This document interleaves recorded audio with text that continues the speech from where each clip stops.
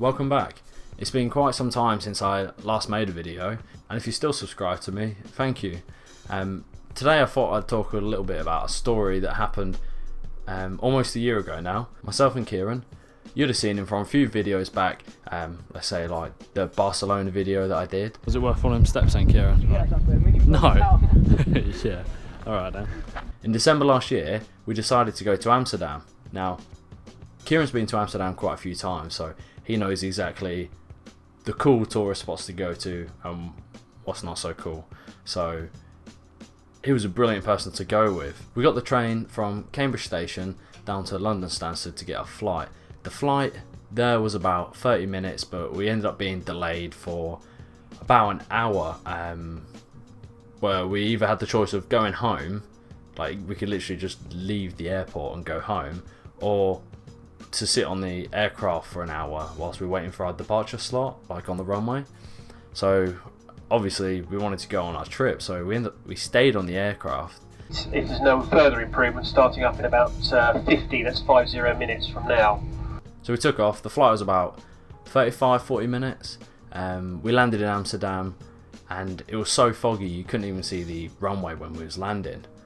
When we got to Amsterdam, like I said, we did all the touristy bits, and to be honest I didn't really film much. I didn't want to vlog it. I just wanted some time to chill out, go explore Amsterdam with Kieran, do the usual stuff, go see the red light district, go to museums, see the I am Amsterdam sign, those kind of things. Now I didn't do much recording whilst I was out there because I wanted to relax a bit, but as we started to head back home, we started coming into contact with so many problems that I just thought, you know what, the best way to get me through this is to record. It will give me something to concentrate on. So we ended up having a pretty good trip to Amsterdam. Not to mention it was foggy all the time, it was freezing cold, and to be honest, by the end of the trip we were pretty miserable, but we were happy, we were glad to be going back home. You know how it is when you go on holiday. It's really good being on holiday, but there's nothing quite like being at home where you can get like a good cup of English tea, or watch your TV shows, or sleep in your bed, those kind of things.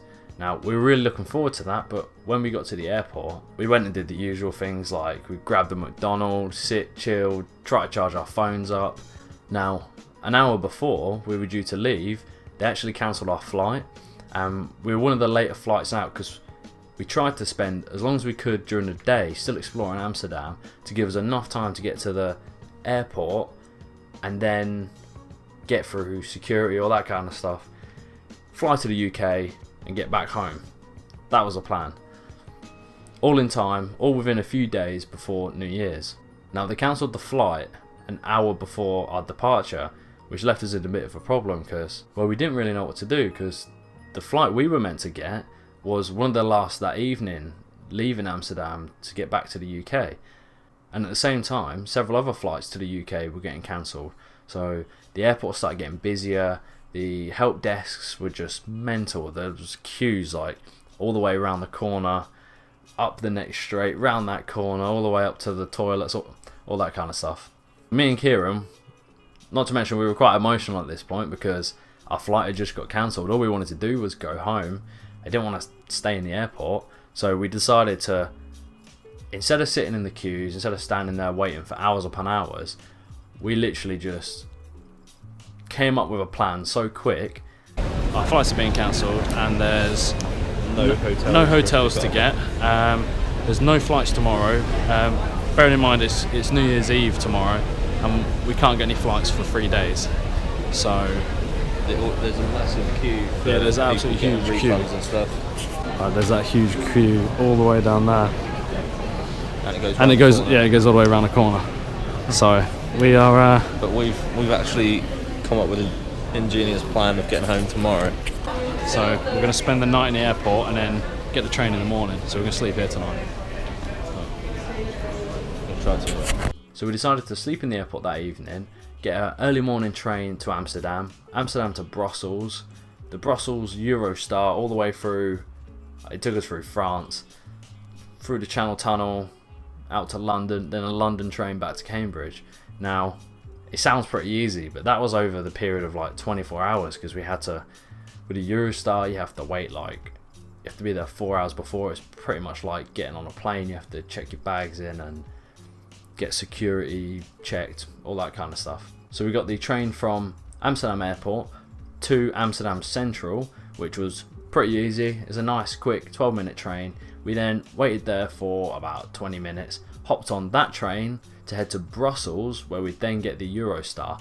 Now, on the way there, we realised that we were going to arrive at Brussels at about 9 o'clock, but our Eurostar was booked to leave at 10 to 9. So for some reason, we'd messed up the night before, and I don't know whether it's because we were tired or wasn't concentrating because we were quite stressed about trying to get back home, but we were potentially trying to get a train that was leaving 10 minutes before we even arrived. It's currently 20 minutes past 6 and we're going to get to Brussels for 9 o'clock. Our Eurostar actually leaves at 8:30. 8:52. 8:52. So 8 minutes before we get in. It leaves 8 minutes before we get there. As you can imagine, I'm trying to record this. Tensions are pretty high between me and Kieran because we just want to get home. Like, we're pushing close to New Year's. Now, we spent most of the train journey to Brussels absolutely tense, anxious, and pretty upset, to be honest. Like, as you can tell from Kieran, we can change our ticket 30 minutes before. So fortunately, the ticket office opens 50 minutes before, but we have to pay a £30 fee for changing over. But I'd rather pay the £30 than not go home, so.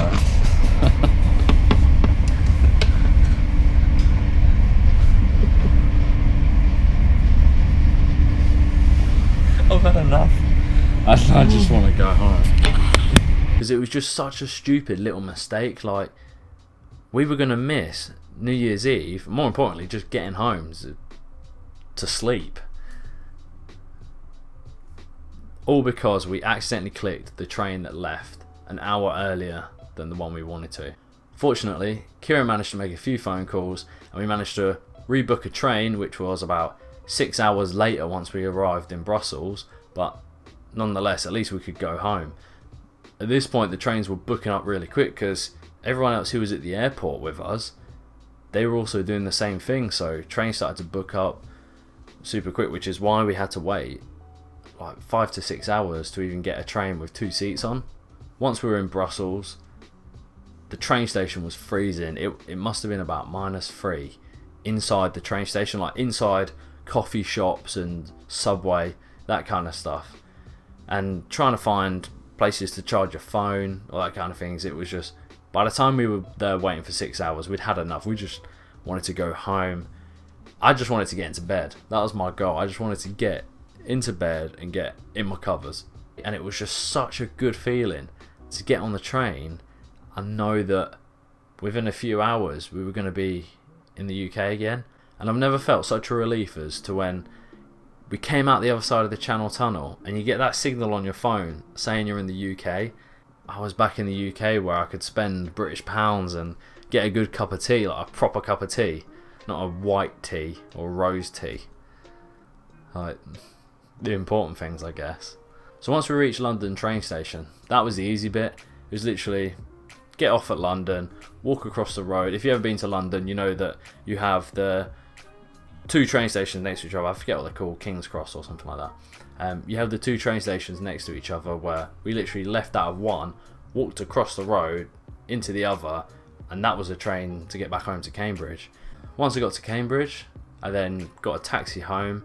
By the time I got home, I was so tired, and it was about 3 hours until the new year. So you can imagine at this point, I am no way near ready wanting to celebrate New Year's. I just wanted to crawl into bed and just spend the next 4 days sleeping, because I was so sleeping in a seat at a train station. If anyone's ever done it, you'll know what I mean. It's so uncomfortable. It's cold. You got to try watch your bags so they don't get stolen, and especially when you haven't got good food around you, like your mood just like plummets right down. I got home and just laid on my bed, and it was the best feeling that I've ever felt. Trying to go on an adventure at a cold time of the year close to New Year's. Probably wasn't the best idea, but I thought with transport nowadays is so reliable. And that's enough of my story for this video, but if you've experienced anything similar, let me know in the comment section, because I'll be really interested to see if this has happened to you and how you and your family dealt with it and what problems you faced. I just think it'd be quite an interesting discussion. Anyway, thank you for watching. I shall see you in the next one.